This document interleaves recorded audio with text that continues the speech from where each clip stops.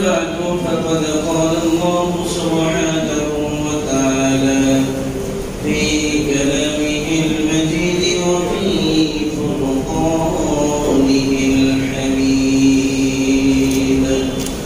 شباب مشهور أعوذ بالله من الشيطان الرجيم.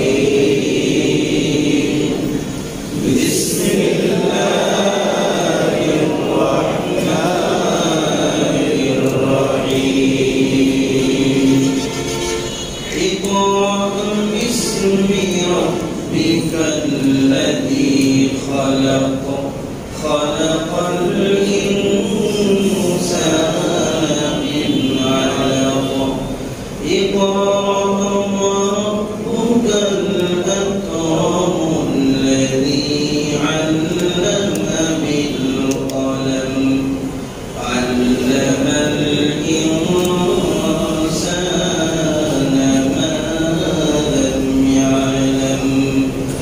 آمنت بالله صدق الله مولانا العظيم وصدق رسوله النبي الكريم ونحن على ذلك من الشاهدين والشاكرين والحمد لله رب العالمين. رب اشرح لي صدري ويسر لي أمري واحلل عقدة من لساني يفقهوا قولي. سبحانك لا علم لنا إلا ما علمتنا إنك أنت العليم الحكيم. شمد رشدك اللهم صل على محمد وعلى آل محمد كما صليت على إبراهيم وعلى آل إبراهيم إنك حميد مجيد. اللهم بارك على محمد وعلى آل محمد كما باركت على إبراهيم وعلى آل إبراهيم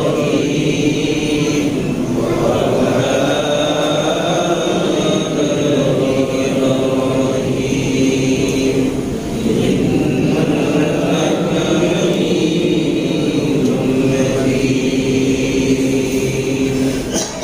الحمد لله আল্লাহ রাব্বুল আলামিন দরবারে লাখো কোটি শুকরিয়া জানিয়ে আমাদেরকে পবিত্র রবিউল আউয়াল মাসের 21 তারিখের জুমায় দুনিয়ার সকল কর্মব্যস্ততা থেকে ফারেক করে বিভিন্ন এলাকা বিভিন্ন পরিবারের হাজার হাজার মানুষ থেকে যাচাই বাছাই করে মুহাব্বত করে ভালোবেসে যিনি সাপ্তাহিক দিনসমূহের মধ্যে সর্বোৎকৃষ্ট দিন জুমার দিনের সবচেয়ে গুরুত্বপূর্ণ ইবাদত জুমার নামাজ আদায়ের উদ্দেশ্যে দুনিয়ার সর্বশ্রেষ্ঠ স্থান তারপর মসজিদে যিনি আসার বসার তৌফিক দান করেছেন তার ওই দরবারে অন্তরে অন্তঃস্থল থেকে হৃদয়ের গভীর থেকে অন্তরে অন্তঃস্থল থেকে মন ভরে প্রাণ খুলে হৃদয়ের সব রকম ভালোবাসাকে উজাড় করে দিয়ে আল্লাহ তাআলার দরবারে আমরা সবাই কালিমাতুশ শুকর আদায় করে বলছি আলহামদুলিল্লাহ। সম্মানিত হাজিরিন, রবিউল আউয়াল মাস রাসূলের জন্মের মাস। এই মাসে রাসূলুল্লাহ সাল্লাল্লাহু আলাইহি ওয়াসাল্লাম এই ধরা থেকে বিদায় নিয়েছিলেন। এই মাসটি আমাদের সকল মুসলমানদের কাছে খুব গুরুত্বপূর্ণ একটি মাস। আমরা গত সপ্তাহে থেকে রাসূলের সিরাত নিয়ে জীবনী নিয়ে ধারাবাহিক আলোচনা শুরু করেছিলাম। ধারাবাহিক যদি আলোচনা করি পুরো বছর চলে যাবে, ধারাবাহিকতার আলোচনা শেষ হবে না। সেই হিসাবে নবুয়তের যে 23টি বছর উম্মতের জন্য পালনীয় করণীয় অনুসরণীয় সেই 23টি বছরের বিস্তৃত মোটামুটি আপনাদেরকে আংশিক ধারণা দেওয়ার চেষ্টা করব। গত সপ্তাহে রাসূলের জন্মের পূর্বের এবং পরের কি কি ঘটনা ঘটেছিল এই ব্যাপারে আমরা কিঞ্চিত আলোচনা করেছি। আজকে থেকে আলোচনা করব রাসূলুল্লাহ সাল্লাল্লাহু আলাইহি ওয়াসাল্লামের নবুয়তের পরবর্তী কাল একদম ওফাত পর্যন্ত এই উম্মতের জন্য অনুসরণীয় অনুকরণীয় কি কি আছে সেই দিকসমূহ আমরা ইনশাআল্লাহ ধারাবাহিকভাবে আলোচনা করব। আল্লাহ তাআলা আমাকে এবং আমাদের সবাইকে সেই অনুযায়ী রাসূলের সুন্নতের আলোকে আলোকিত আমাদের জীবনকে আলোকিত করার তৌফিক দান করুন। সকলে বলে আমিন। সম্মানিত হাজিরিন, আমরা গত সপ্তাহে বলেছিলাম যে রাসূলুল্লাহ সাল্লাল্লাহু আলাইহি ওয়াসাল্লাম কিভাবে তার শৈশব তার যৌবন পেরিয়ে 25 বছর বয়সে তিনি খাদিজাতুল কুবরা রাদিয়াল্লাহু তাআলা তার সাথে তিনি বিবাহ বন্ধনে আবদ্ধ হন। এইভাবে ধীরে ধীরে তিনি যখন দেখতেছিলেন যে তার কওম, যে তার যে জাতি আছে, কুরাইশের মানুষ, মক্কার মানুষগুলো এক আল্লাহ ছাড়া মূর্তি পূজা থেকে শুরু করে সব ধরনের খারাপ কাজে তারা লিপ্ত। রাসূলুল্লাহ সাল্লাল্লাহু আলাইহি ওয়াসাল্লাম এই জাতিকে কিভাবে এই সকল কুসংস্কার, শিরক এবং বেদাত মুক্ত করা যায় সেই চিন্তায় তিনি সবসময় ব্যতিব্যস্ত থাকতেন। তার খাবার দাবার, তার কোনো কিছুই ভালো লাগতো না। এরই প্রেক্ষিতে আরবের যুগে একটি প্রচলন ছিল, সেটা হচ্ছে যেটাকে আমরা বলি বনবাস। কিছু কিছু মানুষ আল্লাহকে পাওয়ার জন্য তারা বনবাস করত। বনবাস মানে তারা দুনিয়ার সব সংসার ত্যাগ করে কোনো একটি নির্জন স্থানে গিয়ে তারা ইবাদত বন্দেগী করত। তো আল্লাহ রাসূল সাল্লাল্লাহু আলাইহি ওয়াসাল্লাম তার সব কিছু ত্যাগ করে তিনি ধ্যান করতেন। ফায়াতাহান্নাসু ফি, যে তিনি সেখানে ধ্যান করতেন, তিনি সেখানে চলে যেতেন। সেটা হচ্ছে জাবালে নূরের হেরা নামক একটি হেরা গুহা আছে, যে গুহাটি চওড়ায় ছিল 4 হাত, চওড়ায় ছিল 4 হাত, লম্বায় ছিল 4 হাত, আর চওড়ায় ছিল 2.5 হাত। সেই সংকীর্ণ জায়গায় রাসূলুল্লাহ সাল্লাল্লাহু আলাইহি ওয়াসাল্লাম নবুয়ত প্রাপ্তির আরো 3 বছর আগ থেকে সেখানে শুধু ধ্যান করতেন। সেখানে বিভিন্ন ধ্যান করতেন যে এই যে জাতি, এই জাতির কি অবস্থা, এই জাতিকে পরিত্রাণে তিনি সঠিক মতো রাস্তা পাচ্ছিলেন না। কিছুদিন যেতে না যেতে প্রায় 3 বছর যখন চলে গেল, চলে যাওয়ার পরে তার বয়স যখন 40-এর কোঠায় ছুঁই ছুঁই করতেছিল, তখন তিনি এর 40-এর আরো 6 মাস আগ থেকে তিনি নবুয়তের বিভিন্ন নিদর্শনাবলী দেখতেছিলেন। প্রথম নিদর্শন ছিল তিনি যখন হেরা গুহা থেকে নেমে জাবালে নূর দিয়ে তিনি যখন নিচে নামতেছিলেন, তখন এক পাথর রাসূলুল্লাহ সাল্লাল্লাহু আলাইহি ওয়াসাল্লামকে আসসালামু আলাইকা ইয়া রাসূলুল্লাহ বলে সালাম দিয়েছেন। সুবহানাল্লাহ। তো তিনি এই পাথরের মুখে এটা শুনে তিনি কিছুটা স্বস্তি বোধ করতেছিলেন, হয়তো আল্লাহ তাআলা আমার উপর কোনো কিছু নাযিল করবেন। এইভাবে তিনি লাগাতার 6 মাস ধ্রুব সত্য স্বপ্ন দেখা শুরু করেছেন। এমন স্বপ্ন, ঘুমের মধ্যে স্বপ্ন দেখতেন, আর দিনের বেলায় সেগুলো তার কাছে দিবালোকের ন্যায় সুস্পষ্ট হয়ে তার সামনে চলে আসবে। সুবহানাল্লাহ। আমরা তো স্বপ্নে দেখি একটা, দিনের বেলায় পরিণতি হয় কি আরেকটা। এটা রাসূলের স্বপ্ন যে ওহী, এটা আমরা আগেও জেনেছি। যেমন ইব্রাহিম আলাইহিস সালাম তার সন্তানকে কি বলেছিলেন যে ইন্নী আরা ফিল মানামি আন্নী আযবাহুকা ফানজুর মাযা তারা। আমার প্রিয় পুত্র, আমি তোমাকে স্বপ্ন দেখেছি, আমি তোমাকে জবাই করতেছি। বলেন সুবহানাল্লাহ। কি দেখেছেন? স্বপ্নে, মানে স্বপ্নে রাসূলের স্বপ্ন ওহী। বলেন সুবহানাল্লাহ। এক বর্ণনায় এসেছে রাসূলের স্বপ্ন হচ্ছে নবুয়তের 46 ভাগের 1 ভাগ। সুবহানাল্লাহ। লাগাতার 6 মাস তিনি স্বপ্ন দেখতেছিলেন। এই স্বপ্ন দেখতে দেখতে হেরা গুহায় তিনি বারবার আসতেন, ধ্যান করতেন। তিনি প্রায় রমজানে সারা রমজান তিনি হেরা গুহায় কাটিয়ে দিতেন। তো এক রমজান, সেই রমজানে তিনি যখন হেরা গুহায় তিনি ছিলেন, তখন তিনি কি করলেন, হঠাৎ করে তার কাছে একজন ফেরেশতা আগমন করতে দেখলেন। যে একজন ফেরেশতা এসে তাকে সালাম দিয়ে বলতেছেন, ইকরা, আপনি পড়ো। তিনি কি বললেন, মা আনা বিকারি, বুখারী শরীফের সহিহ riwayate আপনারা প্রায় প্রসিদ্ধ একটি হাদিস শুনে থাকবেন وبه قال حدثنا يحيى بن بكير قال حدثنا الليث عن بكير عن ابن زبير عن ابن زبير عروة بن زبير عن عائشة رضي الله تعالى عنها أنها قالت أول ما بدأ به رسول الله صلى الله عليه وسلم من الوحي الرؤيا الصالحة في النوم فكان لا يرى رؤيا إلا جاءت مثل فلق الصبح إمام بخاري رحمة الله عليه يحيى بن بكير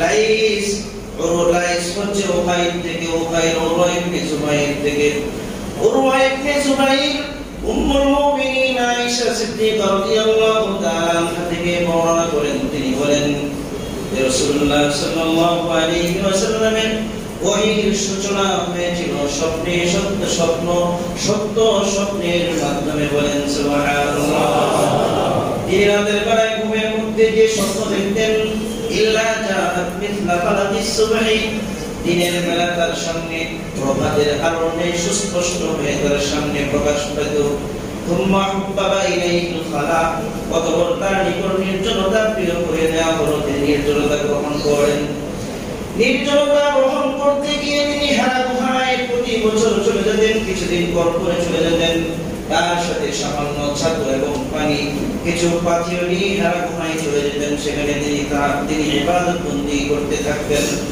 যখন তার ওই সমস্ত সামান খাবার দাবার শেষ হয়ে যেত আবার খাদিজা রাদিয়াল্লাহু তাআলা আনহার কাছে চলে আসতেন এসে আবার কিছু সামান্য ছাতু এবং পানি নিয়ে আবার হারা গুহায় চলে যেতেন উম্মতের ফিকিরে তিনি সেখানে ব্যস্ত থাকতেন হঠাৎ করে ফাজাহুল হক একদিন তার সামনে সত্য প্রকাশিত হয়ে গেল ফাজাহুল মালাক একদিন তার সামনে একজন ফেরেশতা এসে বলল ফাকালা ইকরা হে নবী আপনি পড়ুন ক্বালা মা আনা বিকারিন নবী বললেন আমি তো পড়তে জানি না ক্বালা ফাকাদানি ফাকাদানি হাত্তা বালাগা মিন্নাল জুহদা থুম্মা আরসালানি আল্লাহ রাসূল যখন বললেন আমি পড়তে জানি না আল্লাহ রাসূল বলেন জিবরাইল আলাইহিস সালাম আমাকে ধরলেন তার বুকের সাথে আমার বুকটাকে মিশাইলেন মিশানোর পরে এমন জোরে চাপ দিলেন মনে হচ্ছে যে আমার এখনই মনে হয় প্রাণ বায়ু বেরিয়ে যাবে অতঃপর তিনি ছেড়ে দিলেন ফাকালাইতা ছেড়ে দিয়ে বললেন হে নবী আপনি পড়ুন কুলতু মা আনা বিকারিন আল্লাহ নবী বললেন আমি তো পড়তে জানি না ফাকালা ফারসাফানি فأخذني فغطني حتى بلغ منا الجهد ثم أرسلني আল্লাহ নবী বলেন দ্বিতীয়বার আবার আমাকে জিবরাইল আলাইহিস সালাম বুকের সাথে নিয়ে এমন ভাবে চাপ দিলেন মনে হচ্ছিল যে আমার প্রাণ বায়ু বেরিয়ে যাবে আমার খুব কষ্ট হচ্ছিল ফারসালানি দিয়ে ছেড়ে দিয়ে আবার বললেন ইকরা ফাকুলতু মা আনা বিকারিন অতঃপর আমি আবার বললাম আমি পড়তে জানি না ফাকালা ইকরা যখন এটা বলা হইল অতঃপর আল্লাহ নবী বলেন ফাখাদানি সালিসাতা হাত্তা বালাগা মিন্নাল জুহদা থুম্মা আরসালানি অতঃপর আবার জিবরাইল আলাইহিস সালাম আমাকে বুকের সাথে এমন ভাবে চাপ দিলেন মনে হচ্ছিল যে আমার মনে হয় প্রাণ বায়ু এখনই বেরিয়ে যাবে খুব কষ্ট হচ্ছিল ফারসালানি অতঃপর ছেড়ে দিয়ে বললেন ইকরা বিসমি রাব্বিকাল্লাযী খালাক সবাই আমার সঙ্গে পড়ুন ইকরা বিসমি রাব্বিকাল্লাযী খালাক খালাকাল ইনসানা মিন আলাক ইকরা রাব্বুকাল আকরাম আল্লাযী আল্লামা বিল কলম আল্লামাল ইনসানা মা লাম ইয়ালাম আল্লাহ রাব্বুল আলামিন জিবরাইল আলাইহিস সালামকে প্রেরণ করে পবিত্র কোরআনের 96তম সূরা সূরা আলাকের এই 5টি আয়াত সর্বপ্রথম নাযিল করেন আল্লাহ নবীকে যখন চাপ দেওয়া হইল আল্লাহ নবী মারাত্মক ভয় পেয়ে গেলেন তার শরীরের মধ্যে কাঁপুনি শুরু হয়ে গেল অন্তরাত্মা কাঁপা শুরু হয়ে গেল তিনি এই আয়াতগুলোকে নিয়ে খাদিজাতুল কুবরা রাদিয়াল্লাহু তাআলা আনহার কাছে চলে গেলেন গিয়ে সবাইকে বলতেছেন সামিলুনি সামিলুনি, হে খাদিজা আমাকে একটি কম্বল দাও, আমি প্রচন্ড ভয় পেয়েছি, আমার প্রচন্ড শরীরের মধ্যে শীত লাগতেছে, প্রচন্ড আমার শরীরের মধ্যে জ্বর উঠে গেছে। ফাসালফাতুহু হাত্তা যাহাবা আনহু আর-রু'ব, অতঃপর তাকে কম্বল দেওয়া হইল। কম্বল দেওয়ার পরে তার ভীতি দূর হয়ে গেল। ভীতি দূর হয়ে যাওয়ার পরে খাদিজাতুল কুবরা রাদিয়াল্লাহু তাআলা আনহাকে সেই হেরা গুহার ফেরেশতা এসে তার সাথে কি কি কাণ্ড করিয়েছে সব কিছু যখন খুলে বললেন, খুলে বলার পরে তিনি বলতেছেন, হে খাদিজা, খাশিতু আলা নাফসি, লাকাদ খাশিতু আলা নাফসি, হে খাদিজা, আমি তো আমার অন্তরকে নিয়ে, আমি তো আমার নিজেকে নিয়ে ভয় করতেছি, না জানি আমি ধ্বংস হয়ে যাই। যেমন বিশ্ব নবীর স্বামী তেমন ছিলেন স্ত্রী, স্ত্রী তাকে সান্ত্বনা দিয়ে কি বলছেন হাদিস শরীফের মধ্যে এসেছে। খাদিজাতুল কুবরা রাদিয়াল্লাহু তাআলা আনহা বলেন, কাল্লা ওয়াল্লাহি লা ইউখসিকাল্লাহু আবাদা, হে নবী, আল্লাহর কসম, আল্লাহর কসম, আল্লাহ আপনাকে কখনোই ধ্বংস করবেন না। কেন? 5টি গুণের কথা বলেছেন। 1 নম্বর গুণ হচ্ছে ইন্নাকা লাতাসিলুর রাহিম, আপনি আত্মীয়-স্বজনদের সাথে সৎ ব্যবহার করেন। ওয়া তাহমিলুল কাল, যারা অভাব অনটন আছে এই সমস্ত অসহায় মানুষদের বোঝা আপনি বহন করেন। ওয়া তাকসিবুল মা'দুম, নিঃস্বদেরকে সাহায্য করেন। ওয়া তাকরিদ দাইফ, মেহমানদের মেহমানদারি করেন। ওয়া তুঈনু আলা নওয়াইবিল হক, এবং দুর্দশাগ্রস্তদেরকে আপনি সদা সর্বদা সাহায্য করেন। যে এই 5টি গুণ আপনার ভিতরে রয়েছে, সুতরাং আল্লাহ আপনাকে কখনোই ধ্বংস করবে না। বলেন সুবহানাল্লাহ। কয়টি গুণের কথা বললাম? 5টা। এই 5টা গুণ রাসূলের জীবনে সবচেয়ে বেশি ছিল। আত্মীয়-স্বজনের সাথে সদ্ব্যবহার করতেন। তার মানে এই হাদিস থেকে আমরা শিক্ষা পাই যে রাসূলুল্লাহ সাল্লাল্লাহু আলাইহি ওয়াসাল্লামের বিবি খাদিজা রাদিয়াল্লাহু তাআলা আনহা, তিনি চাকরিহারি কোনো মহিলা ছিলেন। তিনি পূর্ববর্তী যে সমস্ত তাওরাত, ইনজিল গ্রন্থ ছিল এগুলো সম্পর্কে তার জ্ঞান ছিল। বলেন সুবহানাল্লাহ। তিনি বললেন, স্মরণ করিয়ে দিলেন, নবী, হে মুহাম্মদ, হে আমার স্বামী, আপনি কখনোই ধ্বংস হবেন না। আপনি আত্মীয়দের আপনি কি করেন? সৎ ব্যবহার করেন। অসহায় যারা আছে এই অসহায় মানুষদের বোঝা আপনি বহন করেন। শুধু এতটুকুই নয়, নিঃস্ব মানুষদেরকে আপনি সবসময় সাহায্য করেন। আপনার মেহমান যখন আপনার কাছে আসে, মেহমানদারি আপনি করেন। আবার দুর্দশাগ্রস্ত যারা আছে তাদেরকেও আপনি সাহায্য করেন। সুতরাং আল্লাহ আপনাকে কখনোই ধ্বংস করবেন না। এই 5টি গুণ যদি আমাদের ভিতরে চলে আসে, আল্লাহ তাআলা আমাদেরকেও দুনিয়া এবং আখিরাতে কখনোই অপমানিত করবেন না। এই হাদিস থেকে আমরা যে 5টি গুণ সম্পর্কে জানতে পেরেছি, আজকে থেকে এই গুণগুলো অর্জন করার চেষ্টা করব ইনশাআল্লাহ। সম্মানিত হাজিরিন, এই অবস্থা যখন হয়েছে তখন খাদিজা রাদিয়াল্লাহু তাআলা আনহা কি করলেন? রাসূলকে নিয়ে তার চাচাতো ভাই, খাদিজা রাদিয়াল্লাহু তাআলা আনহার চাচাতো ভাই ওয়ারাকা ইবনে নাওফাল ইবনে আব্দুল উজ্জার কাছে তাকে নিয়ে গেলেন। ওয়ারাকা ইবনে নাওফাল ছিলেন তাওরাত জাবরের অনেক বড় আলেম। তার কাছে যখন নিয়ে গেলেন, তিনি হিব্রু ভাষা জানতেন, ইউনানি ভাষা, হিব্রু ভাষা জানতেন। ওই হিব্রু ভাষায় তিনি ইনজিলের, তাওরাতের বিভিন্ন গ্রন্থের আল্লাহ তাআলার ইচ্ছা অনুযায়ী তিনি তরজমা করতেন, অনুবাদ করতেন। তিনি একজন বইবৃত্ত ছিলেন, অন্ধ হয়ে গেছিলেন। তার কাছে গিয়ে বললেন, হে আমার চাচাতো ভাই, আপনার ভাতিজা মুহাম্মদ কি বলে শুনেন। কথাটা কিন্তু একটু মনোযোগ দিয়ে শুনুন। হে আমার চাচাতো ভাই, আপনার ভাতিজা মুহাম্মদ কি বলে শুনেন। তাহলে মুহাম্মদ সাল্লাল্লাহু আলাইহি ওয়াসাল্লাম এবং খাদিজা রাদিয়াল্লাহু তাআলা আনহার সম্পর্ক কি ছিল? ভাইস্তি ছিল। কি ছিল? ভাতিজি, চাচা, ফুফু এবং ভাতিজার সম্পর্ক ছিল, ভাই বোনের সম্পর্ক ছিল না। বিয়ে করা যাবে তো? কথা বলেন। না করে কেন? করা যাবে না কেন? করা না গেলে রাসূল কিভাবে করছেন? তখন ছিল, এখনো আছে।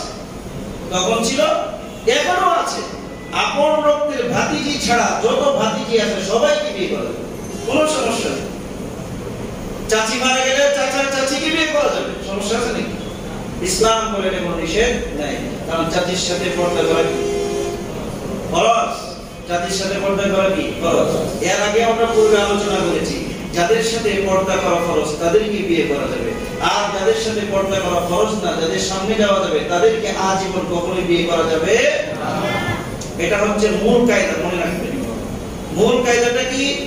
যাদের সামনে পর্দা করা ফরজ তাদেরকে বিয়ে করা যাবে, আর যাদের সামনে পর্দা করা ফরজ না তাদেরকে মৃত্যু পর্যন্ত কোনোভাবেই বিয়ে করা যাবে না।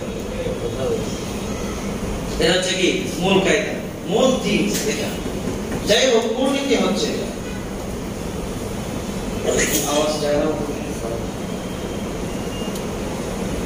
এটা হচ্ছে মূলনীতি। যাই হোক, খাদিজাতুল কুবরা রাদিয়াল্লাহু তাআলা আনহা তিনি তার চাচাতো ভাইকে বললেন,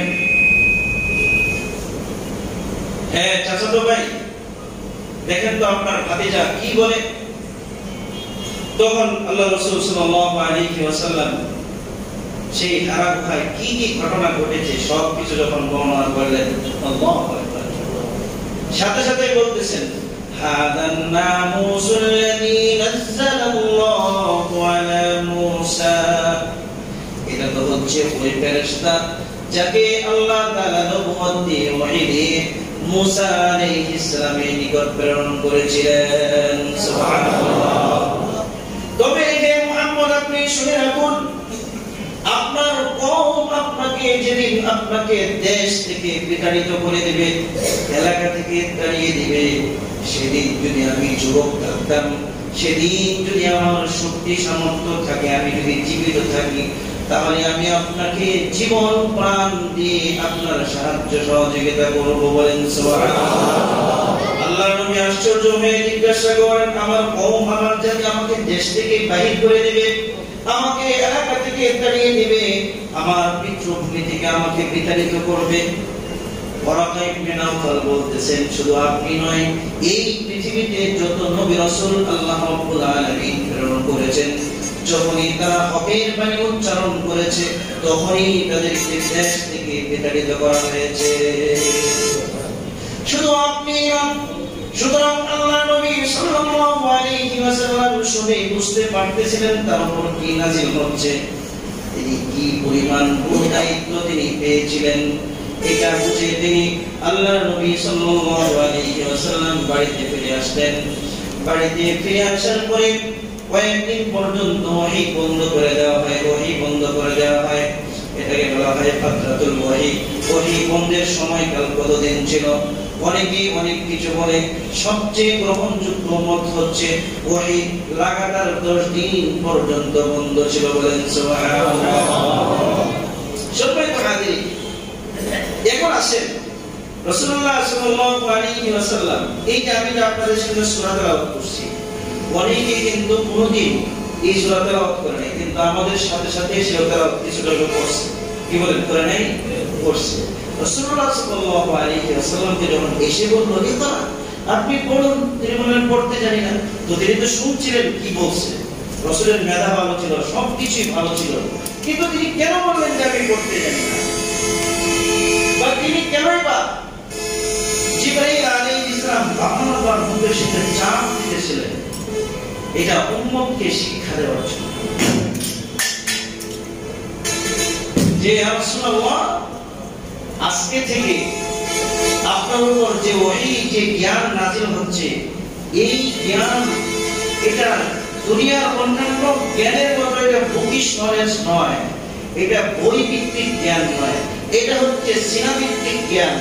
আল্লাহর সিনা থেকে জিবরাইল, জিবরাইলের সিনা থেকে আপনার, এইভাবে আপনার সিনা বসিনা, এইভাবে কিয়ামত পর্যন্ত এই জ্ঞানের ধারাবাহিকতা ঠিক থাকতে থাকবে। বলেন সুবহানাল্লাহ। এই জন্যই আমাদের কওমি মাদ্রাসাগুলোর সিস্টেম ভিন্ন, স্কুল কলেজের সাথে কোনো সম্পৃক্ত নয়, কোনোভাবে কোনো দিক দিয়ে সম্পর্ক নাই স্কুল কলেজের জ্ঞানের সাথে। স্কুল কলেজের কমিটির যে সিস্টেম, মাদ্রাসার কমিটির সিস্টেম নেই। স্কুল কলেজের শিক্ষক এবং ছাত্রের যে সুসম্পর্ক, এরকম নয়। মাদ্রাসা এবং ছাত্রের সুসম্পর্ক অন্যরকম। স্কুল কলেজ থেকে শুরু করে, অফিসের বস থেকে শুরু করে, কর্মচারী থেকে শুরু করে, জেনারেল প্রধান থেকে শুরু করে, এদের যখন রিটায়ার্ডে চলে যায় তখন দেখবেন এদেরকে আর কেউ সালামই দেয়। কথা বলেন। কিন্তু উলামায়ে কেরামের বয়স বাড়তে থাকে, ইজ্জত বাড়তে থাকে। বয়স বাড়তে থাকে, ইজ্জত বাড়তে থাকে। এটা কিসের কারণে? কারণ তিনি ওহী প্রদত্ত যে জ্ঞান, ওহী ভিত্তিক যে জ্ঞান, এই জ্ঞানের তিনি ধারকবাহক হয়েছেন। বলেন সুবহানাল্লাহ। এই জন্য সম্মানিত হাজিরিন, আল্লাহ নবী সাল্লাল্লাহু আলাইহি ওয়াসাল্লামকে চাপ দিয়েছেন, চাপ দিয়ে এটা বুঝিয়েছেন, ইয়া রাসূলুল্লাহ, আপনার সাথে যে আজকে থেকে যে জ্ঞানের ধারাবাহিকতা চলতেছে, এই জ্ঞানের ধারাবাহিকতা হচ্ছে অন্তরের সাথে সম্পৃক্ত, সিনার সাথে সম্পৃক্ত। সুতরাং আপনার সিনা থেকে সাহাবায়ে কেরাম থেকে তাবেঈন, তাবেঈনদের থেকে তাবে তাবেঈন, তাদের থেকে আইম্মায়ে মুজতাহিদিন, তাদের থেকে সালফে সালেহিন, এইভাবে আহলে হক উলামায়ে কেরাম থেকে আজ পর্যন্ত এই জ্ঞান আপনারা সবাই আমরা পেয়েছি। বলেছেন সুবহানাল্লাহ।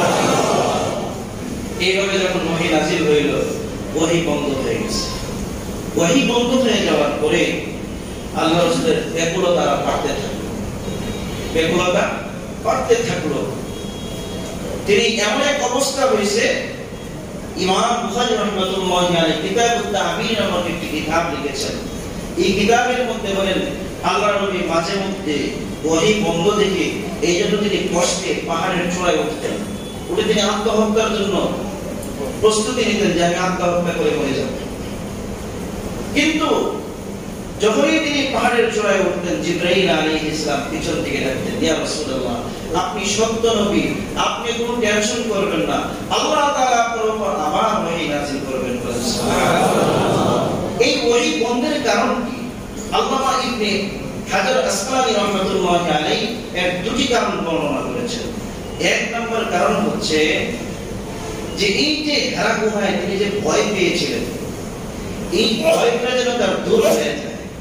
আর দ্বিতীয় নম্বর কারণ হচ্ছে যে ইলম তাকে দেওয়া হচ্ছে, এই ইলমের প্রতি যেন তার দিন দিন আগ্রহ আরো বাড়তে থাকে। যখনই আগ্রহ বাড়বে তখনই তাকে যা দেওয়া হবে সাথে সাথে সে সেগুলো গ্রহণ করবে। এই জন্য আগ্রহ বৃদ্ধি এবং তার ভীতি দূর করার জন্যই আল্লাহ তাআলা কিছুদিন কি করলেন?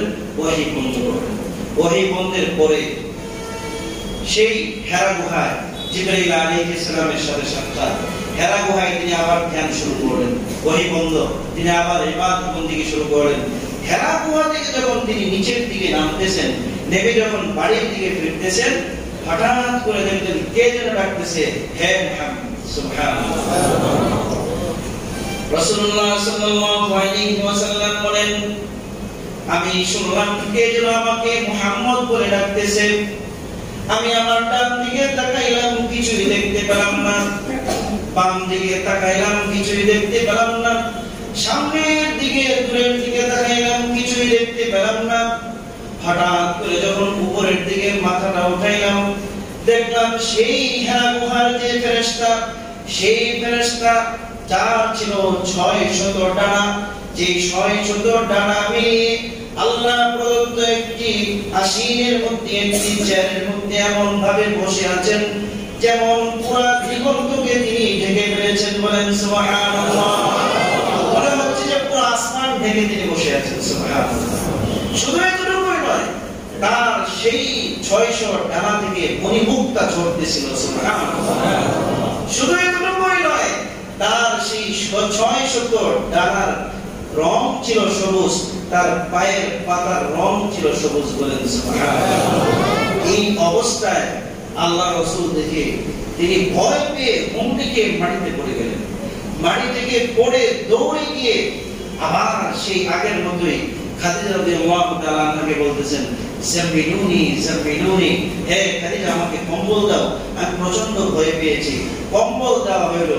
কম্বল দেওয়ার পরে আল্লাহ রাব্বুল আলামিন কোরআনে কারীমের 74 নম্বর সূরা সূরা মুদ্দাসসিরের 1 থেকে 7টি আয়াত নাযিল করেন। সুবহানাল্লাহ। এসে বলতেছেন জিবরাইল আলাইহিস সালাম, ইয়া আইয়ুহাল মুদ্দাসসির, হে কম্বল পরিহিত ব্যক্তি, কুম ফাআনদির, আপনি উঠুন, মানুষদেরকে ভীতি প্রদর্শন করুন। সুবহানাল্লাহ। এইভাবে 1 থেকে 7টি আয়াত তার দ্বিতীয়বার নাজিল হয়েছে। এই সূরা মুদ্দাসসিরের মধ্যে আল্লাহ রাব্বুল আলামিন এই যে বললেন ইয়া রাসূলুল্লাহ কুম, আপনি দাঁড়ান। এই যে রাসূল দাঁড়িয়েছিলেন মৃত্যু পর্যন্ত আর স্বস্তিতে তিনি কোনোদিন বসতেও পারেন নাই, স্বস্তিতে উম্মতের ফিকিরে কোনোদিন খেতেও পারেন নাই, উম্মতের ফিকিরে আর কোনোদিন স্বস্তিতে শুইতেও পারেন নাই। সুবহানাল্লাহ। রাসূলুল্লাহ সাল্লাল্লাহু আলাইহি ওয়াসাল্লাম উম্মতের ফিকিরে এত ব্যতিব্যস্ত হয়েছে। সম্মানিত হাজিরিন, রাসূলুল্লাহ সাল্লাল্লাহু আলাইহি ওয়াসাল্লামের উপর যখন এই আয়াতগুলো নাযিল হয়েছে, এই আয়াতগুলোতে আল্লাহ তাআলা বিভিন্ন ভাবে বিভিন্ন হুকুমের অবতরণ করেছেন। ওয়ারুজিতা তাহজুর, আপনি গুনাহ থেকে দূরে থাকেন, অর্থাৎ আপনি এই যে মূর্তি পূজা, মূর্তিগুলো অপবিত্র জিনিস থেকে আপনি দূরে থাকেন। ওয়াসিয়াবাকা তাতাহহির, আপনি আপনার কাপড়কে অশুচি অপবিত্র থেকে পবিত্র করেন। বলেন সুবহানাল্লাহ। কারণ যে নামাজি নিজের কাপড়কে সে পবিত্র, যে ব্যক্তি নামাজে দাঁড়াবে সে ব্যক্তি অবশ্যই নিজের কাপড়কে সে পবিত্র রাখবে। আর কাপড় পবিত্রের পাশাপাশি ইসলাম যেহেতু এইখানে আল্লাহ তাআলা কাপড় পবিত্রের ব্যাপারে নির্দেশ দিয়েছেন, সুতরাং বাহ্যিক পবিত্রতার পাশাপাশি তার আভ্যন্তরীণ যে পবিত্রতা, তার অন্তরকে, তার ঈমানকে শিরক মুক্ত রাখবে এবং তার আমালগুলোকে বেদাত মুক্ত রাখারও সেখানে আল্লাহ তাআলা উচ্চভাবে নির্দেশ দিয়েছেন। বলেন সুবহানাল্লাহ। তো রাসূলুল্লাহ সাল্লাল্লাহু আলাইহি ওয়াসাল্লাম সেই নবুয়তের যে সন্ধিকাল, তিনি কত বছর বয়সে নবুয়ত পেয়েছিলেন এটা আমাদের জানা। কোন তারিখে তিনি নবুয়ত পেয়েছিলেন? সবচেয়ে বিশুদ্ধ মত এবং বিভিন্ন তথ্য উপাত্তের ভিত্তিতে আমরা জানতে পারি 610 খ্রিস্টাব্দে 10ই আগস্টে রমজান মাসের 21 তারিখের সোমবার দিন তিনি নবুয়ত প্রাপ্ত হয়েছিলেন। বলেন সুবহানাল্লাহ। 610 খ্রিস্টাব্দে 10ই আগস্টে 21শে রমজানের সোমবার দিন তিনি নবুয়ত প্রাপ্ত হয়েছিলেন। বলেন সুবহানাল্লাহ। চন্দ্র মাস হিসাবে তখন তার বয়স হয়েছিল 40 বছর 6 মাস। 40 বছর 6 মাস। আর সৌর বর্ষ হিসাবে তখন তার বয়স হয়েছিল 39 বছর 3 মাস। 39 বছর 3 মাস 10 দিন। সুবহানাল্লাহ। 3 মাস 10 দিন বা 15 দিন। এই সৌর বর্ষ এবং চন্দ্র বর্ষ, কারণ ইংরেজির তুলনায় আমাদের যে আরবির মাস এটা একটু বেশি হয়। কি হয়? বেশি হয়। সেই হিসাবে বেশি হয় না, কম হয়। কি হয়? কম হয়। সেই হিসাবে চন্দ্র বর্ষ হিসাবে রাসূলের বয়স কত হয়েছিল? 40 বছর 6 মাস। আর সৌর বর্ষ হিসাবে রাসূলের বয়স হয়েছিল 39 বছর 3 মাস 15 দিন বা 10 দিন। সম্মানিত হাজির, রাসূলুল্লাহ সাল্লাল্লাহু আলাইহি ওয়াসাল্লাম এই যে নবুয়ত পাইলেন, নবুয়ত পাওয়ার পরে তার এই জীবনটা দুটি ভিন্ন খাতে প্রবাহিত হয়েছে। তার জীবনটাকে দুটি ভাগে ভাগ করা হয়েছে। এক হচ্ছে মক্কি জীবন, মক্কার জীবন, সেটার সময়কাল ছিল 13 বছর। সময়কাল কতদিন ছিল? 13 বছর। আরেক হচ্ছে মদিনার জীবন, যেটাকে আমরা বলি মাদানী জীবন। যেটাকে কি বলি? মাদানী জীবন। সেই মাদানী জীবনের সময়কাল ছিল 10 বছর। সেই সময়কাল কত বছর ছিল? 10 বছর। সম্মানিত হাজিরিন, এই যে মক্কি এবং মাদানী জীবন, এই মক্কি এবং মাদানী জীবন, মক্কার জীবনটা রাসূলুল্লাহ সাল্লাল্লাহু আলাইহি ওয়াসাল্লামের বিভিন্ন প্রতিকূলতায় তার এই জীবন নামক নৌকাটি বিভিন্ন ঘাটে গিয়ে ভিড়েছে। এই ঘাটগুলো আমরা 3টি ভাগে ভাগ করব। এক নম্বর ঘাট হচ্ছে রাসূলুল্লাহ সাল্লাল্লাহু আলাইহি ওয়াসাল্লামের অপ্রকাশ্যে লোকচক্ষুর অন্তরালে তিনি মানুষকে দাওয়াত দিয়েছেন। এর ব্যক্তিকাল ছিল, এর সময়কাল ছিল 3 বছর। কত বছর? তাহলে তিনি গোপনে কত বছর দাওয়াত দিয়েছেন? 3 বছর। এগুলো স্মরণ রাখবেন, এটা আমাদের জানা ফরজ, এগুলো আমাদের জানা দরকার। এজ এ মুসলিম এটা আমাদের জানা দরকার। গোপনে কতদিন দাওয়াত দিয়েছেন? 3 বছর। তারপরে তিনি প্রকাশ্যে দাওয়াত দিয়েছেন নবুয়তের 4র্থ বছর থেকে শুরু করে একদম হিজরতের আগ পর্যন্ত। নবুয়তের 4র্থ বছর থেকে শুরু করে হিজরতের আগ পর্যন্ত। তৃতীয় যে ভাগ সেই ভাগটি হচ্ছে মক্কার বাহিরে নবুয়তের 10ম বছর থেকে শুরু করে ইন্তেকাল পর্যন্ত মক্কার বাহিরে বিভিন্ন প্রদেশে, বিভিন্ন দেশে, বিভিন্ন রাষ্ট্রদূতদের কাছে, বিভিন্ন রাষ্ট্রপতিদের কাছে তিনি যে দাওয়াত পাঠিয়েছেন, এই দাওয়াতি মিশন শুরু হয়েছিল নবুয়তের 10ম বছর থেকে একদম তার ওয়াফাত পর্যন্ত। বলেন সুবহানাল্লাহ। এই যে তিনি মানুষদেরকে দাওয়াত দিয়েছেন, এই দাওয়াত বিভিন্ন ভাবে তিনি দাওয়াত দিয়েছিলেন। রাসূলুল্লাহ সাল্লাল্লাহু আলাইহি ওয়াসাল্লামের এই দাওয়াতি কার্যক্রম শুরুর আগে আল্লাহ রাসূলের উপর যে ওহী আসতো, এই ওহীর অবস্থা আমাদের কিছু জানা দরকার। কারণ আমরা যদি অবস্থা না জানি তাহলে আমরা কিভাবে বুঝবো রাসূলুল্লাহ সাল্লাল্লাহু আলাইহি ওয়াসাল্লাম আমাদের জন্য কত কষ্ট করেছেন। ওহী, এই ওহীর স্তর বিন্যাস বিভিন্ন জনে বিভিন্ন করেছেন, তবে সবচেয়ে আল্লামা ইবনে কাইয়্যুম জাওযী রাহমাতুল্লাহি আলাইহি তিনি যে ওহীর স্তর বিন্যাস করেছেন এটি সবার মধ্যে গ্রহণযোগ্য।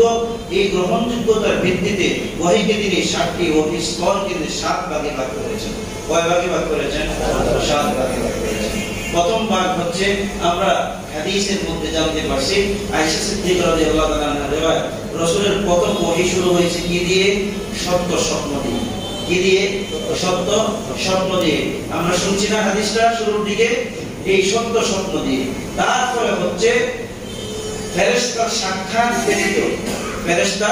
সাক্ষাৎ ব্যতীত রাসূলের অন্তরের মধ্যে ঢেলে দেওয়া হয়।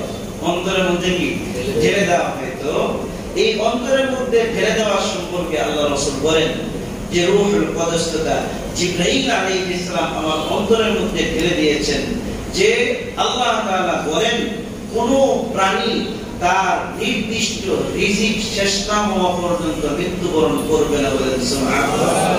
সুতরাং তোমরা তোমাদের রিজিককে সত্য নিষ্ঠার সাথে অন্বেষণ করো। রিজিক আসতে বিলম্ব দেখে কখনো অসত্য অন্যায়কে অসৎভাবে রিজিক তালাশ করো না। তোমার যে প্রাপ্ত রিজিক, এই প্রাপ্ত রিজিক একমাত্র আল্লাহর আনুগত্যের মাধ্যমেই তোমার কাছে আসতে পারে। বলেন সুবহানাল্লাহ। দেখছেন কি সুন্দর হাদিস। কোন মানুষ তার নির্দিষ্ট রিজিক শেষ না হওয়া পর্যন্ত মৃত্যুবরণ করবে না।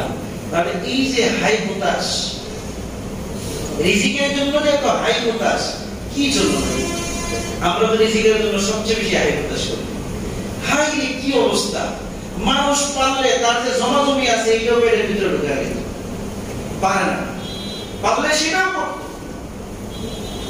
আদম সন্তান এত লোভী, হাদিস শরীফের মধ্যে এসেছে আল্লাহর নবী বলেন যে আদম সন্তানকে যদি একটি জমিন স্বর্ণ দিয়ে স্বর্ণে পরিণত করে দেওয়া হয়, ঠিক আছে, গভীর বাড়ির জঙ্গলের ভিতরে তোমার অমুক জমিনটা স্বর্ণ দিয়ে ভরে দেওয়া হয়, ওই ব্যক্তি চিন্তা করবে যে আমার এই যে জমিনটা যেটা হয়েছে, পাড়াগাঁও যে জমিনটা আছে ওইটা দিয়ে আবার স্বর্ণ দিয়ে কিভাবে ভরে দেওয়া যায় সেই চিন্তায় থাকবে। ঠিক না? ঠিক। তো আল্লাহ নবী বলেন আদম সন্তানের পেট কোনোদিন ভরবে না, আদম সন্তানের পেট ভরতে পারবে তার কবরের মাটি। বলেন সুবহানাল্লাহ। কবরের মাটি যখন তার মুখের মধ্যে এঁটে দেওয়া হবে তখনই তার পেট ভরবে, এছাড়া পেট ভরবে না। আল্লাহ রাসূল সাল্লাল্লাহু আলাইহি ওয়াসাল্লামের ওহীর স্তর বিন্যাসের দ্বিতীয় স্তর বিন্যাস কি ছিল? সাক্ষাৎ ব্যতীতই আল্লাহ নবী সাল্লাল্লাহু আলাইহি ওয়াসাল্লামের অন্তরের মধ্যে ঢেলে দেওয়া হতো। এই হচ্ছে জিবরাইল আলাইহিস সালাম মানুষের আকৃতিতে আসতেন। ওহী তার আকৃতিতে আসতেন, মানুষের আকৃতিতে আসতেন। তো সুনির্দিষ্ট একটি আকৃতিতে, আজকে ফজলুল করিমের, কালকে আমিরুল ইসলামের এরকম নয়, নির্দিষ্ট একজন সাহাবী ছিলেন দাহিয়াতুল কলবি রাদিয়াল্লাহু তাআলা আনহু। বলেন সুবহানাল্লাহ। দাহিয়াতুল কলবি কেমন ছিলেন? তিনি বনু কালবের ইউসুফ ছিলেন। বনু কালবের ইউসুফ তাকে বলা হয়। তিনি এত সুন্দর ছিলেন। ইউসুফ আলাইহিস সালাম সম্পর্কে মিশরের রানীরা কি বলেছিল? জয় সর্বনাশ করেছে। ওয়াহাদা মালাকুম কারীম, এত সাধারণ এত মানুষ, এত একজন ফেরেশতা। বলেন সুবহানাল্লাহ। এত সুন্দর ছিল। দাহিয়াতুল কলবি রাদিয়াল্লাহু তাআলা আনহু বনু কালবের ইউসুফ ছিল। তার বেশ ধারণ করে আল্লাহ নবীর কাছে আসতেন। তখন বিভিন্ন সাহাবায়ে কেরাম দেখতেন, কিন্তু সাহাবায়ে কেরাম অনেক সময় বুঝতে পারতেন, অনেক সময় বুঝতে পারতেন না। বলেন সুবহানাল্লাহ। এক হাদিসের মধ্যে এসেছে, বুখারী riwayate এসেছে, আল্লাহ নবীর কাছে জিবরাইল আলাইহিস সালাম এক বেদুইন গ্রাম্য ব্যক্তির বেশে এসেছেন, এসে ইসলাম শিখিয়েছেন, ইহসান শিখিয়েছেন, তারপরে বিভিন্ন ইসলামের হুকুম আহকাম যখন শিখিয়েছেন, চলে যাওয়ার পরে সাহাবায়ে কেরামকে জিজ্ঞাসা করতেছেন, তোমরা কি জানো এই ব্যক্তিকে? বলছে ইয়া রাসূলুল্লাহ, আল্লাহু আ'লামু ওয়া রাসূলুহু, আল্লাহ এবং আল্লাহর রাসূলই সবচেয়ে ভালো জানেন। তখন তিনি বলতেছেন, হাদা জিবরাইল, বলে সুবহানাল্লাহ। তিনি ছিলেন জিবরাইল আলাইহিস সালাম। তো জিবরাইল আলাইহিস সালাম মানুষের আকৃতি নিয়েও কি করতেন? আসতেন। চতুর্থ হচ্ছে ঘন্টার আওয়াজের নিয়ে, ঘন্টার আওয়াজের নিয়ে জিবরাইল আলাইহিস সালাম আসতেন। এটা আল্লাহর রাসূলের জীবনের সবচেয়ে কষ্টের একটি হয়েছিল। ঘন্টার আওয়াজের নিয়ে যখন আসতেন, আমাদের আয়েশা সিদ্দিকা রাদিয়াল্লাহু তাআলা আনহার riwayate এসেছে, শীতের দিনে প্রচন্ড শীত, শীতের দিনেও রাসূলের শরীরের প্রত্যেকটা রুম থেকে ঝরঝর ঝরঝর করে পানি পড়তে থাকতো, বলে সুবহানাল্লাহ। এক সাহাবীর কোলে তিনি একদিন শুয়েছিলেন মাথা দিয়ে, এমত অবস্থায় ওহী নাযিল হয়েছে। এই ঘন্টার আওয়াজে নিয়ে যখন ওহী আসছে, আল্লাহ রাসূলের মাথা এত ভারী হয়েছে, ওই সাহাবী বলতেছেন, যদি রাসূল না হতেন তাহলে হয়তো আমি কিছু বলতাম, কিন্তু আল্লাহ রাসূল দেখে আমি কিছু বলি নাই। আমার মনে হচ্ছিল আমার যে রানের হাড়গুলো একদম ধুমড়ে মুচড়ে গুড়া গুড়া হয়ে গেছে। সুবহানাল্লাহ। আরেকবার তিনি সফরে ছিলেন, ঘোড়ার উপর পিষ্ট ছিলেন, যখন তখনই এইভাবে ওহী নাযিল হইল। ওহী নাযিলের সাথে সাথে সেই উট বা তার সোয়ার যে ছিল, এই সোয়ারের সাথে সাথে মাটিতে বসে গেছিল। সুবহানাল্লাহ। তো এই যে অবস্থাটা ছিল আল্লাহ রাসূলের কাছে সবচেয়ে বেশি কষ্টকর। পঞ্চম হচ্ছে তিনি ফেরেশতার আকৃতিতে আসতেন। ফেরেশতার আকৃতিতে আল্লাহ রাসূল জিবরাইল আলাইহিস সালামকে জীবনে দুইবার দেখেছেন। কয়বার? দুইবার। একবার এই যে মাত্র আলোচনা করলাম যে ওহী বন্ধকালীন সময়ে যখন সূরা মুজাম্মিল নাযিল হওয়ার আগে তিনি জিবরাইল আলাইহিস সালামকে সশরীরে দেখলেন, একদম তার কি অবস্থা সেটা দেখলেন। পাশাপাশি আরেকবার ছিল, সেটা হচ্ছে মেরাজের রজনীতে। কোথায়? মেরাজের রজনীতে। পঞ্চম ষষ্ঠ হচ্ছে সরাসরি আল্লাহর কাছে ডেকে নিয়ে কথা বলতেন, আল্লাহর কাছে ডেকে নিয়ে কথা বলতেন। যেমন আল্লাহ তাআলা মেরাজের রজনীতে ডেকে নিয়ে গিয়েছিলেন, ডেকে নিয়ে নামাজ দিলেন, বিভিন্ন হুকুম আহকাম দিলেন। এটা হচ্ছে আল্লাহর সাথে সরাসরি আল্লাহর কাছে ডেকে নিয়ে। আরেকটা সপ্তম নম্বর হচ্ছে সরাসরি কথোপকথন, আল্লাহর সাথে ডাইরেক্ট কানেক্ট, সরাসরি। যেমন মুসা আলাইহিস সালাম মাদায়েন শহরে থেকে যখন বিয়ে শাদী করে সেখানে তিনি যখন তার নিজ গৃহে, তার নিজ দেশে আল্লাহর নির্দেশে ফিরতেছিলেন, তুমি তোমার দেশে আসো, তখন প্রতিমধ্যে কোন কোন বর্ণনায় এসেছে যে তার বিবি প্রেগন্যান্ট ছিলেন। হঠাৎ করে প্রসব ব্যথা শুরু হয়। সেটা ছিল তুর পাহাড়ের পাশে তুয়া নামক একটি উপত্যকা আছে। তুয়া নামক একটি উপত্যকা আছে। এই উপত্যকার পাদদেশে তারা রাতে বিশ্রামের জন্য সেখানে তারা তাঁবু টানাইলেন। কিন্তু তাঁবু টানানোর পরে কোনো আগুন নেই, মেস নাই, বা আগুন যেভাবে জ্বালাইতো বা জ্বালানি যে পাথর ছিল, পাথরের ঘর্ষণে আগের যুগে মানুষ কি করতো? আগুন জ্বালাইতো, সেই পাথরও ছিল না। হঠাৎ করে তিনি দেখতে পেলেন, আমরা সূরা ফাতিহার মধ্যে পেয়েছি, আল্লাহ তাআলা বলেন, ওয়াহাল আতাকা হাদিসু মূসা ইয রাআ নারান ফাকালা লিআহলিহিম কুথু ইন্নী আনাস্তু নারা। আল্লাহ রাব্বুল আলামিন বলেন, মুসা আলাইহিস সালামের ঘটনা আপনাদের সামনে উপস্থাপন করা হয়েছে। আপনি আপনার উম্মতদেরকে বর্ণনা করেন, মুসা আলাইহিস সালাম যখন তুয়া পাহাড়ের পাদদেশে তার বিবিকে নিয়ে তাঁবুটা নিয়ে রাত্রি যাপনের উদ্দেশ্যে তিনি যখন সেখানে তাঁবু টানাইলেন, তখন তিনি তুয়া পাহাড়ের উপরে দেখলেন আগুন একটি ঝলমল করতেছে। বলেন সুবহানাল্লাহ। তার পরিবারকে বললেন, হে আমার পরিবার, তুমি এখানে অপেক্ষা করো, আমি আগুন দেখতে পেয়েছি, আমি গিয়ে আগুন টেনে আসি। ইন্নী আনাস্তু নারা লাআল্লি আতিকুম মিনহা বিকাবাসিন আও আজিদু আলান নারি হুদা। আমরা যে রাস্তা ভুল করেছি, হয়তো রাস্তাও পেয়ে যাব, আগুনের সন্ধানও পেয়ে যাব। এইভাবে যখন তার বিবিকে বলে তিনি সেই পাহাড়ের দিকে দৌড়াইলেন। সেই পাহাড়ের উপর ওঠার পরে হঠাৎ করে আল্লাহ রাব্বুল আলামিনের পক্ষ থেকে নির্দেশ এসেছে, হে মুসা, ইন্নী আনা রাব্বুকা ফাখলা'ন আলাইক। হে মুসা, আপনি যেটাকে আগুন মনে করতেছেন এটা মূলত দুনিয়ার কোনো আগুন নয়, এটা হচ্ছে আমার নূর। বলেন সুবহানাল্লাহ। এই আগুনটা দেখছেন একটা গাছের মধ্যে, একটা পাতার মধ্যে বসে আছে। আগুন জোনাকি বুকের মতো গাছের মধ্যে বসে আছে। কি পাতাও পড়ে না, ঘাস পড়ে না, কোনো কিছুই না। তিনি খড়গোটা নিলেন, খড়গোটা নিয়ে সেই আগুনের কাছে গেলেন। আগুন পিছনে চলে যায়, খড়গোটা দিয়ে আগুন কি পিছনের দিকে চলে যায়, পিছনের দিকে চলে যায়। এমন অবস্থায় আল্লাহ তাআলা বলতেছেন, হে মুসা, ইন্নী আনা রাব্বুক, আমি তোমার রব। এটা সেই আগুন নয়, এটা হচ্ছে আমার নূরের তাজাল্লি। ফাখলা আলাইহি, তুমি যে তুয়া পাহাড়ে উঠতেছো, জুতা পরো। সুবহানাল্লাহ। এটা হচ্ছে আদব। এটা কি ভাই? আদব। আল্লাহ তাআলা আদব শিখিয়েছেন। এই জুতা পরো, জুতা পরছেন। জুতা খোলার পরে বলতেছেন, ওয়া নাখতারতুকা ফাসতামি লিমা ইউহা, হে মুসা, আমি আজকে থেকে তোমাকে নবী হিসেবে নির্বাচন করলাম। আমি যা যা বলি তুমি সব মনোযোগ দিয়ে শোনো। বলেন সুবহানাল্লাহ। কি বললেন? ইন্নানি আল্লাহ লা ইলাহা ইল্লা আনা ফা'বুদনি। হে মুসা, আমি হচ্ছি আল্লাহ, আমি হচ্ছি সমস্ত সৃষ্টির স্রষ্টা, আমি হচ্ছি একমাত্র রব। আমি ছাড়া কোনো ইলাহ নেই, আমি ছাড়া কোনো উপাস্য নেই, আমি ছাড়া অন্য কারো ইবাদত বন্দেগী করা যাবে না। সুতরাং তুমি আমার ইবাদত বন্দেগী করো। ওয়া আকিমিস সালাতা লিযিকরি, এবং আমার স্মরণে তুমি নামাজ কায়েম করো। বলেন সুবহানাল্লাহ। আল্লাহ তাআলার সাথে মুসা আলাইহিস সালাম সরাসরি কি করেছিলেন? কথা বলেছিলেন। তাহলে আমরা ওয়াহির যে 7টি স্তর পেয়েছি, এই 7টি স্তরের মধ্যে আমরা জানতে পারলাম 4 নম্বর যে স্তর, যেটা হচ্ছে একদম ঘন্টির আওয়াজের নেই, এটা হচ্ছে সবচেয়ে বেশি কষ্টের। এটা হচ্ছে কি সবচেয়ে বেশি কষ্টের। জিবরাইল আলাইহিস সালাম, যিনি আল্লাহর রাসূলের সবচেয়ে কাছের ছিলেন, সেই জিবরাইল আলাইহিস সালামের ডানা কতটি ছিল আমরা জেনেছি?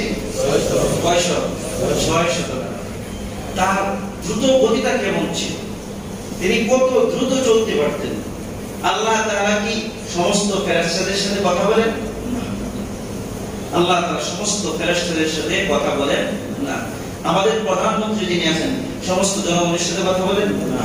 তার যে পিএ আছে, যারা তার সচিব আছেন, তাদেরকে নির্দেশ দেন, তারা নির্দেশ, প্রধানমন্ত্রীর নির্দেশ সারা বাংলাদেশে ছড়িয়ে দেন। তেমনিও আল্লাহ রাব্বুল আলামিন সবার সাথে কথা বলেন না। বড় বড় কোন রিওয়ায়াতে এসেছে, প্রথমে জিবরাইলকে বলেন, জিবরাইল বড় 3জন ফেরেশতাকে বলে, আর বড় 3জন ফেরেশতা সমস্ত দায়িত্বশীল ফেরেশতাদের কাছে তার হুকুম পৌঁছে দিয়ে বলেন সুবহানাল্লাহ। আর কোন রিওয়ায়াতে এসেছে এই বড় বড় 4 জনের সাথে আল্লাহ শুধু কথা বলেন, তবে সবচেয়ে বেশি কথা বলেছেন এবং কথা বলেন জিবরাইল আলাইহিস সালামের সাথে। বলেন সুবহানাল্লাহ।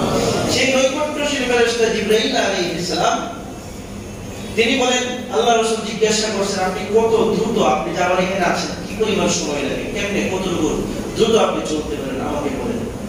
তখন বললেন, ইয়া রাসূলুল্লাহ, আপনি তো ইউসুফ আলাইহিস সালামের ঘটনা জানেন। ইউসুফ আলাইহিস সালামের তার ভাইয়েরা যখন তাকে কুয়ার মধ্যে নিক্ষেপ করলো, তার হাত থেকে ছেড়ে দিয়েছে। এমন অবস্থায় আমি 7ম আসমানের উপরে ছিলাম। কোথায় ছিলাম? 7ম আসমানের উপরে সিদরাতুল মুনতাহার আশপাশে একটি খুব গুরুত্বপূর্ণ কাজে ছিলাম। আল্লাহ আমাকে বললেন, হে জিবরাইল, আমার বান্দা ইউসুফকে কুয়ার মধ্যে ছেড়ে দিয়েছে।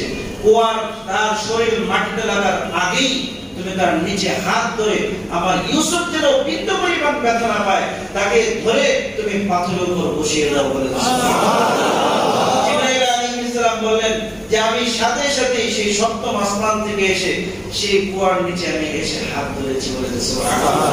বলেন তো, একজন 10-11 বছরের একটা শিশু, তাকে যখন কুয়া থেকে ছাড়ে, নিচে পড়তে আর কতক্ষণ লাগে? সেকেন্ড লাগবে? সাথে সাথেই তো পড়ে যাবে। একটা কুয়ার কতটুকু গভীর হয়? কুয়া তো আপনারা দেখেছেন, একটা কুয়ার কতটুকু গভীর হয়। এই মুহূর্তের ভিতরে ছিলেন 7ম আসমানের উপরে, তিনি মুহূর্তের মধ্যে এসে ইউসুফ আলাইহিস সালামের নিচে হাত ধরে তাকে পাথরের উপর বসিয়ে দিয়েছিলেন। সম্মানিত হাজিরিন, আমরা মুক্তি জীবনকে যে 3টি ভাগে ভাগ করেছিলাম, রাসূলুল্লাহ সাল্লাল্লাহু আলাইহি ওয়াসাল্লাম সেই আয়াত নাযিলের পর থেকে তিনি বিভিন্ন ভাবে দুশ্চিন্তাগ্রস্ত ছিলেন কিভাবে এই উম্মতকে শিরিক বেদাত থেকে মুক্ত করে এক আল্লাহর প্রতি তাদেরকে ঈমান আনয়ন করা যায়। সেই হিসাবে তিনি সর্বপ্রথম গোপনে যে 3টি বছর দাওয়াত দিয়েছেন, তিনি সেই হিসাবে তিনি সর্বপ্রথম তার সবচেয়ে যে কাছের মানুষ, দেখেন এখানে শিক্ষণীয় আছে, তার সবচেয়ে কাছের মানুষ তার বিবি খাদিজাতুল কুবরা রাদিয়াল্লাহু তাআলা আনহার কাছে গিয়ে বলতেছেন, আল্লাহ তাআলা আমাকে নবী হিসেবে প্রেরণ করেছেন, সুতরাং তুমি আমার উপর ঈমান আনো। খাদিজাতুল কুবরা রাদিয়াল্লাহু তাআলা আনহা সাথে সাথে লা ইলাহা ইল্লাল্লাহ মুহাম্মাদুর রাসূলুল্লাহ বলে ঈমান আনলেন। সুবহানাল্লাহ। আজকে যদি আমার বিবির কাছে গিয়ে বলি বিশ্বাস তো খারাপ দিয়ে দিচ্ছে, বিশ্বাস খারাপ দিয়ে দিচ্ছে, কি বলেন? হ্যাঁ, এরকম হয় না? শোনো, আজকে কিন্তু ওয়াজে গেছিলাম, হুজুর খুব সুন্দর ওয়াজ করছে, আজকে তুমিও মানবা আমিও মানবো। বিবি কি বলে? ওরে আল্লাহ, হুজুর হয়ে গেছে, তাই না? কি বলেন? এরকম হয় না? হ্যাঁ, এরকম কিন্তু হয়। কিন্তু দেখেন আল্লাহর নবী খাদিজাতুল কুবরা রাদিয়াল্লাহু তাআলা আনহা যখনই প্রস্তাব পেলেন, সাথে সাথে তিনি কি করলেন? কালিমা পড়ে মুসলমান হয়ে গেলেন। সুবহানাল্লাহ। এর থেকে বোঝা যায় তিনি প্রিয়জনদের কাছে কতটুকু নির্ভরযোগ্য, কত সৎ চরিত্রবান ছিলেন। বলেন সুবহানাল্লাহ। আল্লাহর নবী হাদিসে বলেন যে তোমাদের সমাজের মধ্যে সবচেয়ে ভালো মানুষ কারা? যারা তার আপনজনের কাছে সবচেয়ে বেশি ভালো। যে যত বেশি আপনজনের কাছে ভালো, সে তত বেশি আল্লাহ তাআলার কাছে প্রিয়। বলেন সুবহানাল্লাহ। আমাদের বিশ্বাস কি বাহিরে, ঘরে বিশ্বাস কি বাহিরে যা যা করি করি, ঘরে গেলে ঈশ্বর নমস্কার করছে। এই যে অবস্থাটা, কেন এই অবস্থাটা আমাদের দূর করতে হবে। বিবির সাথে মিসআন্ডারস্ট্যান্ডিং করা যাবে না, তাদেরকে একমতের সাথে দ্বীনের দিকে তাদেরকে নিয়ে আসতে হবে। যখন বিবি, সন্তান, গোটা পরিবার যখন দিনদার হয়ে যাবে, তখন আমরা অবশ্যই অবশ্যই দ্বীনের যে একটি মজা এবং দ্বীনের যে ঐতিহ্য, দ্বীনের যে নূর, এই নূর দ্বারা আমরা পুরো সমাজকে, গোটা জাতিকে আলোকিত করতে পারবো। বলেন সুবহানাল্লাহ। খাদিজাতুল কুবরা রাদিয়াল্লাহু তাআলা ইসলাম গ্রহণ করেন, সাথে সাথে তারই ঘরে লালিত পালিত তার চাচাতো ভাই আলী ইবনে আবি তালিব রাদিয়াল্লাহু তাআলা আনহুকে বললেন, হ্যাঁ আলী, আমি তো নবুয়ত প্রাপ্ত হয়েছি। সাথে সাথে তিনিও কোনো প্রশ্ন নাই, সাথে সাথে কালিমা পড়ে মুসলমান হয়ে গেলেন। তার সাথে সাথে তার গৃহে লালিত পালিত গোলাম হযরত যায়েদ ইবনে হারিস রাদিয়াল্লাহু তাআলা আনহু, তিনি মুসলমান হয়ে গেলেন। বলেন সুবহানাল্লাহ। তারপর তিনি তার সবচেয়ে কাছের বন্ধু আবু বকর সিদ্দিক রাদিয়াল্লাহু তাআলা আনহুর কাছে গিয়ে বলছেন, বলার সাথে সাথে আবু বকর রাদিয়াল্লাহু তাআলা আনহু বলতেছেন যে আমি আপনাকে সত্য নবী হিসেবে গ্রহণ করে এখনই আপনার হাতে বায়াত গ্রহণ করে মুসলমান হয়ে গেলাম। সুবহানাল্লাহ। এই একদিনে চারজন মানুষ মুসলমান হয়ে গেছেন। ধীরে ধীরে এইভাবে আপনার হাদিস শরীফের মধ্যে আসছে, ঐতিহাসিকরা বলেন যে প্রথম সারির মুসলমানদের মধ্যে কতজনের সংখ্যা ছিল, এর মধ্যে ইখতিলাফ আছে, তবে সবচেয়ে বড় গ্রহণযোগ্য মত হচ্ছে 80 থেকে 82 জন। 80 থেকে 82 জন। আবার কেউ কেউ বলেছেন 230 জন। 230 জন। এদিক দিয়ে আবু বকর সিদ্দিক রাদিয়াল্লাহু তাআলা মুসলমান হওয়ার পরে তিনি মক্কায় সমস্ত মানুষের প্রিয় মানুষ ছিলেন, সমস্ত মানুষদের কাছে সম্মানী মানুষ ছিলেন। তিনি যাদেরকে বুঝলেন যে এদের ভিতরে ভালো আছে, আমরা কিন্তু দেখবেন অনেক সময় দেখি লোকটা কিন্তু খারাপ, কিন্তু তার ভিতরে কিছু ভালো ভালো গুণ আছে। ভালো ভালো কি আছে? গুণ আছে। সুতরাং এই ভালো ভালো গুণ দেখে আবু বকর সিদ্দিক রাদিয়াল্লাহু তাআলা দাওয়াত দিয়ে অল্প দিনে প্রায় এই 80 থেকে 82 জন মানুষ মুসলমান হয়ে গেছেন। সুবহানাল্লাহ। তাহলে এই ছিল আল্লাহর নবী সাল্লাল্লাহু আলাইহি ওয়াসাল্লামের দাওয়াতি মিশনের মক্কি জীবনের প্রথম ধাপ, লোকচক্ষু অন্তরালে অপ্রকাশ্যে মানুষকে দাওয়াত দেওয়ার মিশন। এই মিশনে যারা ইসলাম গ্রহণ করেছেন, যারাই হচ্ছে ওয়াসাবিকুন, তারাই হচ্ছে ইসলামের সবচেয়ে অগ্রগামী। আল্লাহ তাআলা তাদেরকে কিয়ামতের ময়দানে সবচেয়ে বেশি মূল্যায়ন করে তাদেরকে সবার আগে জান্নাতের মধ্যে দাখিল করাবেন। সুবহানাল্লাহ। এজন্য সম্মানিত হাজিরিন, আমাদের শিক্ষা কি? আমাদের শিক্ষা হচ্ছে দ্বীনের ক্ষেত্রে, দ্বীনের নুসরাতের ক্ষেত্রে, দ্বীনের সাহায্যের ক্ষেত্রে, দ্বীনদারি পালনের ক্ষেত্রে কখনোই পিছিয়ে থাকবো না। আমরাও সাহাবায়ে কেরামের মতো ওয়াসাবিকুন দ্রুত দিন মানার চেষ্টা করব এবং পরিপূর্ণ দিনদার হওয়ার চেষ্টা করব। আল্লাহ তাআলা আমাদের সবাইকে পরিপূর্ণ দিনদার হয়ে রাসূলের যে সিরাত, রাসূলের যে সুন্নতের যে আলো, সেই আলোতে আমাদের সবাইকে আমাদের জীবনকে আলোকিত করার তৌফিক দান করুন। সকলে বলে আমিন। আলহামদুলিল্লাহি রাব্বিল আলামিন।